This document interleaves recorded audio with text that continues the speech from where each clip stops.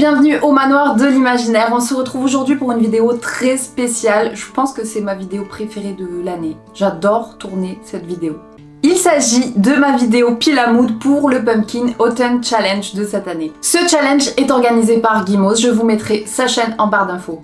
Si vous voulez savoir en quoi consiste ce challenge, je vous invite à aller regarder directement sur sa chaîne parce qu'elle le présente quand même mieux que personne. Et si vous voulez également en savoir un petit peu plus sur le thème de cette année, sa vidéo de présentation du pack 2025 pourra répondre à toutes vos questions. Cette année, le challenge a pour thème l'auberge des histoires extraordinaires. Comme tous les ans, ce challenge se déroulera du 1er septembre au 30 novembre, mais on prépare nos piles à mood tout de suite, maintenant, c'est bientôt. De toute façon, moi je suis déjà en automne. Hein. D'ailleurs, j'ai fait des ongles automnaux. Wow. C'est beau, hein. Et c'est parti tout de suite pour le premier tableau qui porte le nom de Automne frissonnant.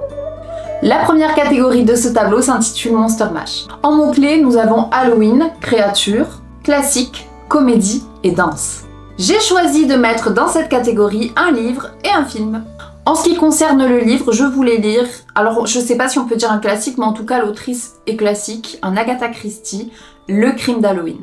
Mrs. Drake organise une superbe fête d'Halloween dans sa demeure, et il se pourrait bien qu'on finisse par y retrouver un cadavre. Bien évidemment, vous vous en doutez, nous sommes dans un Agatha Christie. Mrs. Drake va appeler son cher ami Hercule Poirot. Si j'ai mis ce livre dans cette catégorie, c'est parce que je me suis dit qu'il ne pouvait pas y avoir plus Halloween qu'un crime commis le soir d'Halloween. Ça fait quand même un combo assez... j'ai pas le mot. Époustouflant. Ou alors spectaculaire. En film, j'ai décidé de voir un film que je n'ai jamais vu, qui a plutôt de bonnes critiques, il est, disons, dans la moyenne. Trick or Treat. Le résumé est extrêmement court, c'est pour cela que je vous le lis directement, parce qu'il fait une phrase, on peut pas faire plus court comme résumé, mais également plus intriguant, un petit peu quand même. Le soir d'Halloween, dans une ville, ceux qui ne suivent pas les règles de cette fête le font à leurs dépens. Moi, ce que j'en comprends, c'est que si tu suis pas tous les protocoles de la fête halloweenesque, tu vas potentiellement te retrouver avec des grosses embrouilles sur la tronche. Après, c'est ce que je comprends. C'est peut-être pas du tout ça, mais je me laisse tenter. La seconde catégorie s'intitule « Seriez-vous capable de l'arrêter ?» En mots-clés, nous avons thriller, enquête, suspense, identité, philosophie, paradoxe et manga. Pour cette catégorie, j'ai choisi d'y inclure un livre et un jeu vidéo.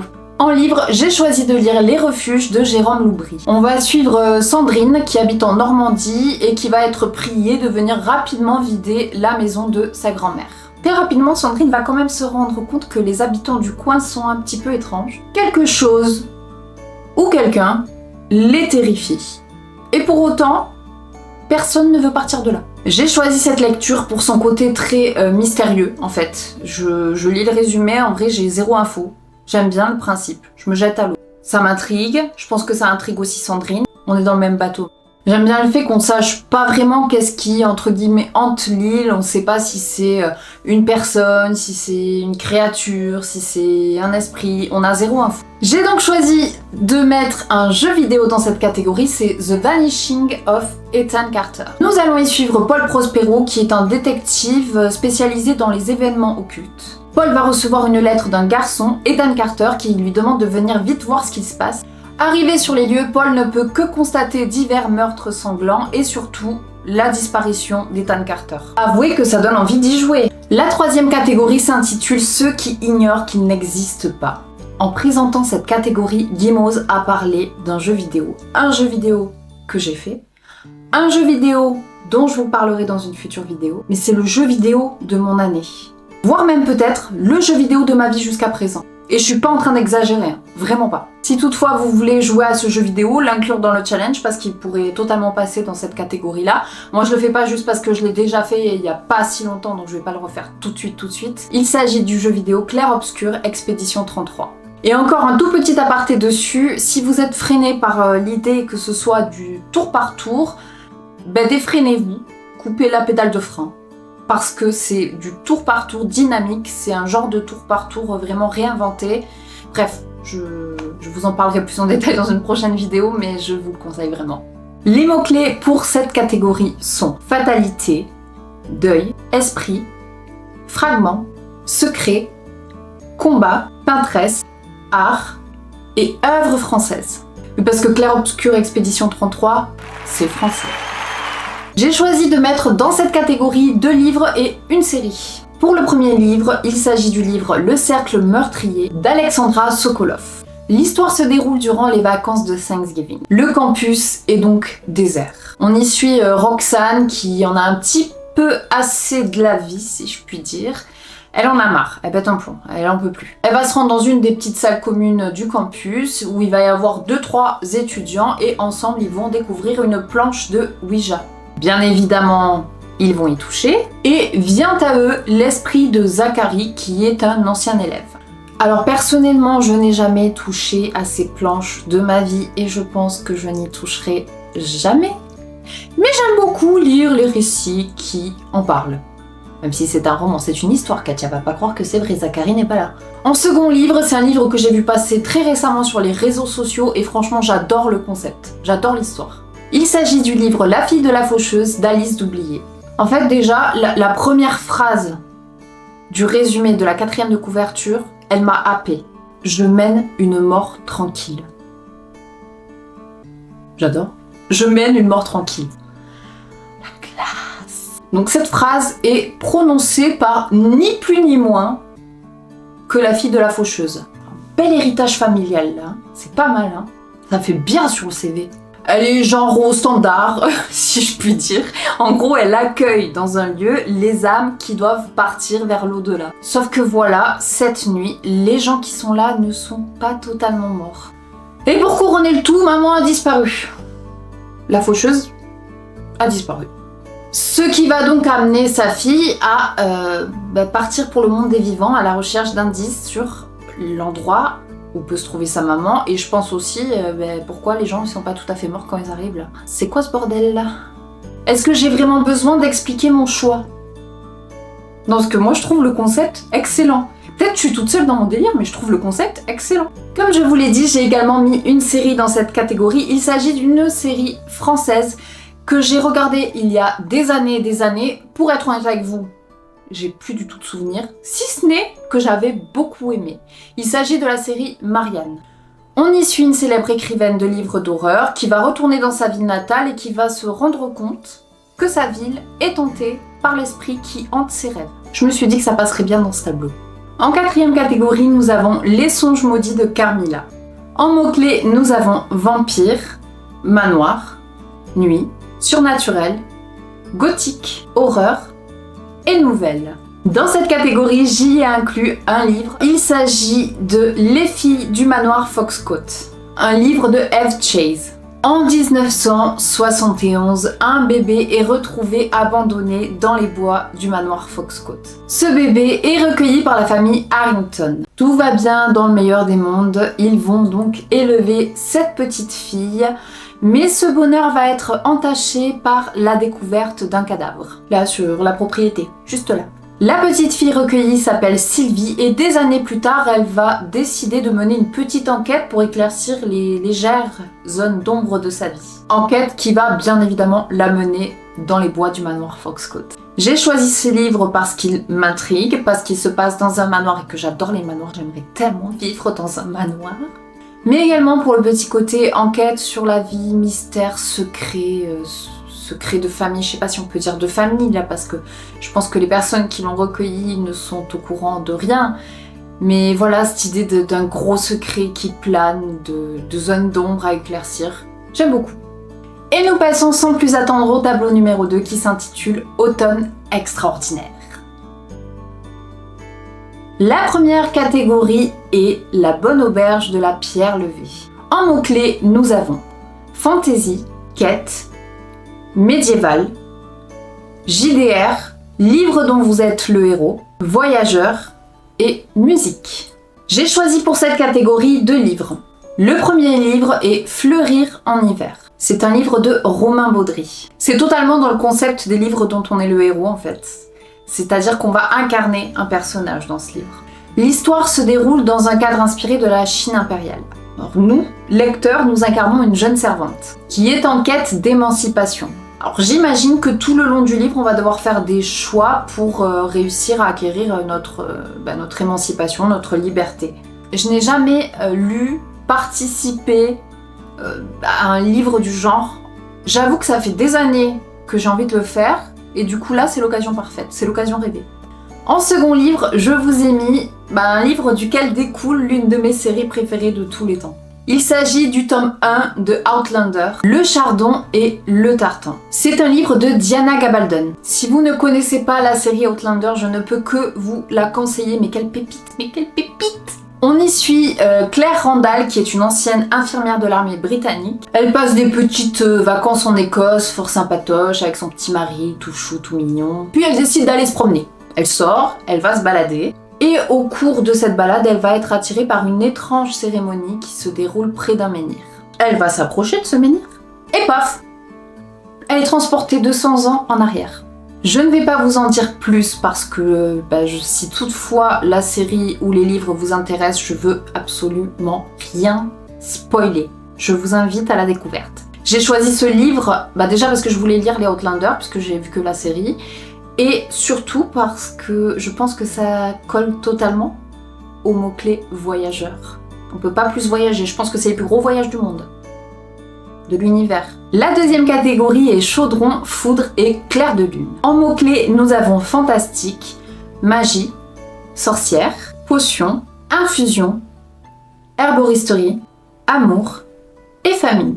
J'ai choisi pour cette catégorie 2 livres. Le premier livre, c'est La maison à l'orée de la magie par Amy Sparks. On y suit une orpheline qui va voler dans la rue afin de survivre, tout simplement, jusqu'au jour où elle va dérober un bibelot pas si inutile que ça.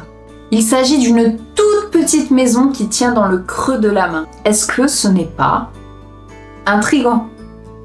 Pareil, j'ai lu la 4e de couverture, je me suis dit mais c'est génial, une minuscule petite maison, c'est trop bien, mais pourquoi les gens sont décidés comme ça trop bien? Ah oui, parce que quand même, la dernière phrase de la 4e de couverture, c'est « Oseras-tu franchir à ton tour la porte de la maison à l'orée de la magie ?» Du coup, la réponse est oui, bien sûr que je franchis la porte, bien sûr. Le second livre que j'ai décidé de lire, c'est un livre que j'ai vu dans une vidéo de la bibliothèque d'Emilia, je vous mettrai son lien en barre d'infos. Il s'agit du livre « Tenir une auberge magique, guide de survie pour sorcières ». C'est un livre de Sangu Mandana. On y suit Sera qui fut un temps une sorcière extrêmement puissante et qui a perdu une bonne partie de ses pouvoirs puisqu'elle a fait quelque chose qu'on n'est pas trop censé faire, elle a ramené sa grande-tante d'entre les morts. Du coup, elle s'est en quelque sorte reconvertie puisqu'aujourd'hui, elle gère une auberge magique. Seulement voilà, elle va tomber sur un petit sortilège qui aurait la capacité de lui rendre ses pouvoirs. Enfin, elle présume, parce que ce sortilège n'est pas écrit dans une langue qu'elle comprend. Bien évidemment, il va falloir trouver quelqu'un qui peut déchiffrer tout ça. Le résumé m'a énormément plu, énormément tenté. Et pour ne rien gâcher, vous le savez, j'aime beaucoup les beaux livres, je trouve qu'il est très joli aussi. La 3e catégorie s'intitule Le cercle de la comté. En mots-clés, nous avons fête, gourmandise, réconfort, joie, diversité, singularité et vivre ensemble. J'ai choisi de mettre dans cette catégorie un livre et une série. Et alors là, vous ne vous attendez pas du tout au livre que j'ai choisi de lire. Vraiment, personne ne peut le voir venir. Personne. Le Seigneur des Anneaux, le tome 1. Il s'agit donc d'un livre de Tolkien. Au menu, les prairies vertes de la comté, des hobbits qui vivent paisiblement, jusqu'à ce que l'un d'eux décide de ramener chez lui un objet avec beaucoup de pouvoir. Alors certes, il n'a pas fait exprès, il savait peut-être pas forcément, il est tombé dessus, puis il s'est dit tiens je vais l'embarquer avec moi, mais les répercussions pour la comté et ses habitants sont terribles. Qui dit objet de pouvoir, dit gros méchant qui veut le récupérer. Et le gros méchant il s'appelle Sauron, et il fait très peur, je vous le dis. Le but va donc être d'éloigner au maximum cet objet, qui est un anneau d'ailleurs, d'éloigner cet objet de la comté. Peut-être éventuellement de le détruire. En ce qui concerne la série télé, j'en ai déjà parlé l'année dernière, j'en reparle cette année parce que j'en reparlerai ad vitam aeternam absolument tous les automnes parce que pour moi cette série, c'est l'automne. Il s'agit bien évidemment de Gilmore Girls. C'est une série vraiment pas prise de tête, il se passe pas des événements incroyables, mais c'est juste la vie des gens qui vivent ensemble à Starzolo, où j'aimerais vivre également. Tous les automnes, c'est la tradition de moi avec moi. La quatrième catégorie s'intitule Latte, une variation sophistiquée et crémeuse.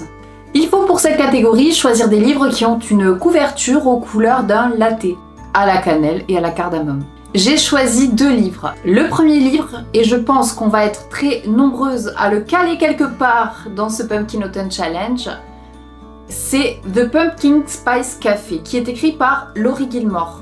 Oh, il est tellement classe son nom de famille. Alors le Pumpkin Spice Café, vous le savez peut-être, il me semble que j'en ai déjà parlé, je l'ai en anglais. Mais juste je l'ai. J'avais prévu de parler anglais un jour, et ben c'est toujours pas le cas. Donc je l'ai. Mais je vais le racheter en français, parce qu'il y a une édition sublime en plus qui sort. En vrai, ça me fait penser un petit peu l'histoire à un espèce de film de Noël en automne. On y suit Jenny qui va se retrouver à gérer le café de sa tante, qui s'appelle le Pumpkin Spice Café. Alors Jenny, elle est super contente d'être là, elle se dit c'est un nouveau départ. Et ensuite, il y a Logan, un agriculteur local. Vous voyez pourquoi ça fait film de Noël? Normalement, c'est Mike le bûcheron. Ce livre est décrit comme une romance cosy, et je pense qu'en automne on veut tous du cosy. Il n'y a rien de plus cosy que l'automne de toute façon. Sauf peut-être un petit peu l'hiver. Ça fait quand même 50% de l'année, tu me diras. Alors j'ai appris que le Pumpkin Spice Café, en fait, c'est le tome 1. Donc il se pourrait que si j'accroche avec Laurie Gilmore, j'achète son petit tome 2 comme ça. Le second livre, c'est 2 automnes de Lynn Marlin.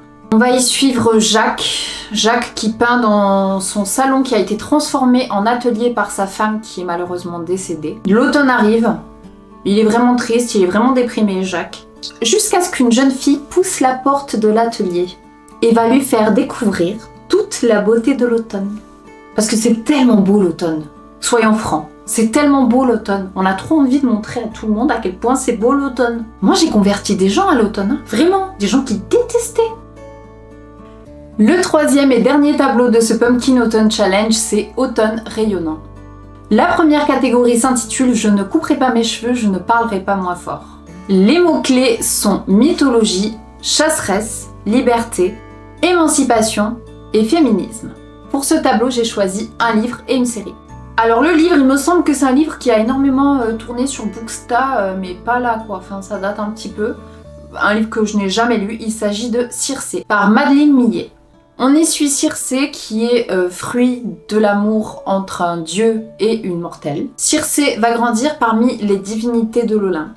Mais elle a un petit caractère qui, entre guillemets, choque un petit peu les gens. On dit même que c'est une sorcière, parce qu'elle veut peut-être pas se plier aux règles et elle veut peut-être, voilà quoi, elle veut changer les choses. Circé finit exilée sur une île déserte. C'est pas très sympa. C'est censé être une punition, mais peut-être finalement que c'est pas si négatif que ça. Peut-être que grâce à cet exil, elle va pouvoir découvrir qui elle est réellement. Bien évidemment, ça fait perpète que ce livre me fait de l'œil et je me suis dit qu'il rentrait parfaitement dans cette catégorie-là, dans ce tableau-là. En ce qui concerne la série que je prévois de regarder, il s'agit de la saison 1 de Percy Jackson et les Olympiens. C'est une série Disney. On y suit Percy Jackson qui est un demi-dieu de 12 ans. Alors il vient tout juste de savoir ça. Ça c'est une info qu'il n'avait pas jusqu'à il y a très peu de temps. Et puis Vlatipa que Zeus l'accuse de lui avoir volé quelque chose. Pas n'importe quelle chose à vrai dire puisqu'il s'agit de son éclair. Et Percy va partir à la recherche de cet éclair. Alors franchement je ne sais pas ce que donne vraiment cette série-là. En toute transparence je crois que j'avais regardé le premier épisode. Et puis vous savez il fallait attendre je crois. Je crois que quand c'est sorti, il fallait attendre et en fait, je n'y suis pas revenue. Ça va donc être l'occasion de la découvrir. La deuxième catégorie s'intitule « Ma meilleure ennemie ». Les mots-clés sont dualité, hiérarchie, inégalité, résistance, rebelle, sacrifice, enemy to lovers et steampunk. Pour cette catégorie, j'ai choisi de lire un livre et de regarder un film. Je vais enfin lire un livre qui a fait un boucan, un joyeux boucan, hein, pas un méchant boucan, mais beaucoup de bruit sur la boucosphère. Un palais d'épines et de roses, par Sarah J. Maas. Alors paraîtrait-il qu'on est complètement dans du Enemy to Lovers. On y suit Fer qui s'en va chasser dans les bois pour nourrir sa famille et qui tue malencontreusement un failli. Elle va se faire arrêter, je pense qu'on peut dire ça, elle se fait arrêter et elle va au royaume des immortels. Pourtant, la prison est plutôt douillette et le geôlier est plutôt sympathique. Il se pourrait bien que Fer ne soit pas une simple prisonnière. En ce qui concerne le film, c'est un film que j'ai vu à plusieurs reprises et je me dis que là, ça rentre parfaitement dans le thème. En plus, j'ai bien envie de me le voir, ça fait plusieurs mois où je me dis que je me le ferais bien. Il s'agit tout simplement du Disney Pixar Rebelle. Rebelle, si vous ne l'avez jamais vu, ça parle de Mérida, qui est la fille d'un roi et qui est pas plus attachée que ça aux mondanités. En fait, la vie de princesse, ça la tente pas, quoi. Ce qui fait d'elle du coup une rebelle. Parce que bon, on peut pas dire qu'elle rentre parfaitement dans le petit moule royal qui lui est destiné. La troisième catégorie s'intitule « Pour nous qui avons besoin de souffler ». Les mots-clés sont nature, écologie, conscience, espoir, paix, poésie et solarpunk. J'ai choisi de mettre dans cette catégorie 2 livres. Pour le premier livre, il s'agit du livre Là où les arbres rencontrent les étoiles. C'est un livre de Glandi Vandera. On y suit Johanna, une biologiste qui va chaque jour s'enfoncer un petit peu plus dans la forêt. Elle y va pour recenser, pour cartographier. Elle exécute son boulot toute seule et ça lui convient très bien. Elle se sent très bien dans cette solitude-là jusqu'au jour où une petite fille en pyjama débarque. Cette petite fille dit être tombée des étoiles. Et donc on va suivre la relation entre Johanna et cette petite fille mystère qui débarque d'on ne sait où dans la nature, qui était un petit peu la forteresse de solitude de Johanna. Alors non seulement j'ai trouvé le résumé de ce livre beau, mais aussi très poétique. Pour le deuxième livre, j'ai choisi le recueil de poésie parfait pour l'automne. C'est un recueil qui me fait de l'œil depuis des mois et des mois et des mois et je me suis toujours dit que je me l'achèterais pour l'automne et en plus là il rentre parfaitement dans le Pumpkin Autumn Challenge. Il s'agit du recueil Sous le ciel d'octobre de Ariane B. Il semblerait du coup que ce soit plusieurs petits poèmes qui font référence à la beauté de l'automne.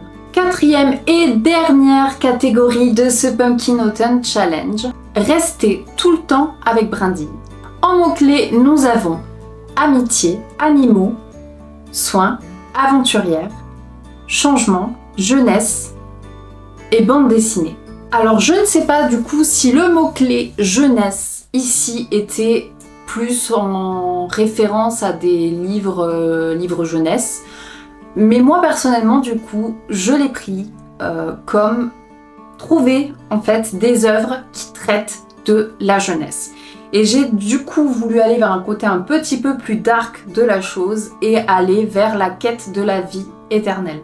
En fait, je vais lire Le portrait de Dorian Gray d'Oscar Wilde et je vais regarder le film Le portrait de Dorian Gray. Celui datant de 2009 parce qu'il me semble qu'il y en a un autre plus vieux.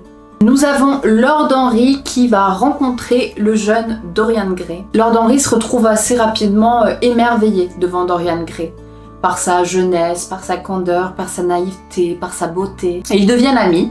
Il me semble du coup que c'est Lord Henry qui va peindre Dorian Gray afin de capturer en fait toute cette beauté et cette jeunesse. Et Dorian Gray, il tient beaucoup à cette jeunesse, il tient beaucoup à cette beauté et il va d'ailleurs vendre son âme afin de ne plus vieillir. Seulement, on sait tous que quand on vend notre âme, il y a toujours une contrepartie quelque part. Et c'en est tout pour cette petite pile à mood du Pumpkin Autumn Challenge de cette année. J'espère que ma sélection vous plaît. Dites-moi si on a des sélections similaires, si on a sélectionné un petit peu les mêmes choses ou pas. N'hésitez surtout pas à me dire si vous avez soit posté une photo avec votre sélection du pack, soit fait une vidéo, etc. Vous pouvez me laisser votre chaîne ou votre Insta en commentaire parce que j'irai voir avec grand plaisir quelles sont vos sélections à vous. L'automne est bel et bien là et moi je vous dis à dimanche prochain au manoir de l'imaginaire.